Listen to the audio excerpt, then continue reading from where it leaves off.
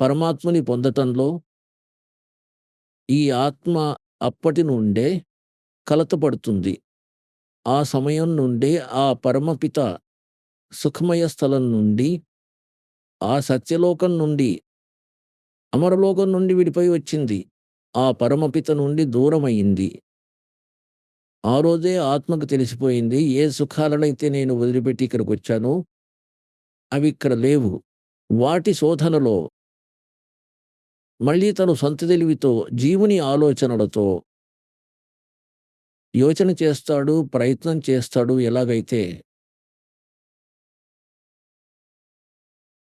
పేదవాడు ఎవడైనా ఏమాలోచిస్తాడంటే, ధనవంతుడు సుఖంగా ఉంటాడు, ధనంలో సుఖం ఉంటుంది.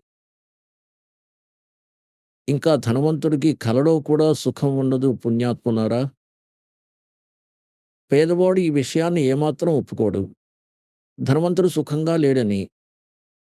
కానీ ఎవరైనా ధనవంతుడు లేదా డబ్బున్న వాడిని కలిస్తే తెలుస్తుంది, వాడికి ఎన్ని సమస్యల పర్వతాలు నెత్తి మీద ఉన్నాయో.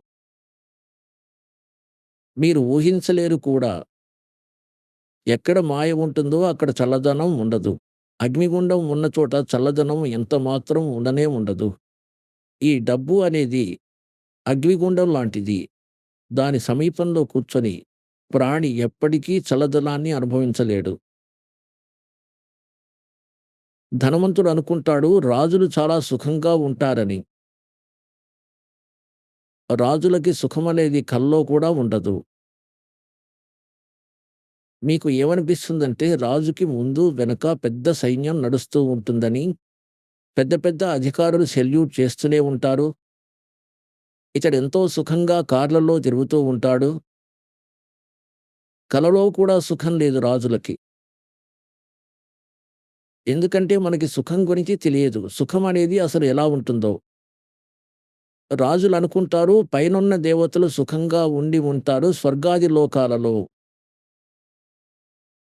స్వర్గంలోని దేవతలు అనుకుంటారు ఇంద్రుడు సుఖంగా ఉన్నాడు. ఎవరైతే దేవరాజో, దేవతలకి రాజో. బ్రహ్మ, విష్ణు, మహేశ్వరుడు సుఖంగా ఉన్నారని ఇంద్రుడు అనుకుంటాడు. బ్రహ్మ, విష్ణు, మహేశ్వరుని అంటారు మాకు కలలో కూడా సుఖం లేదు. ఇది ఏ పాటి సుఖం?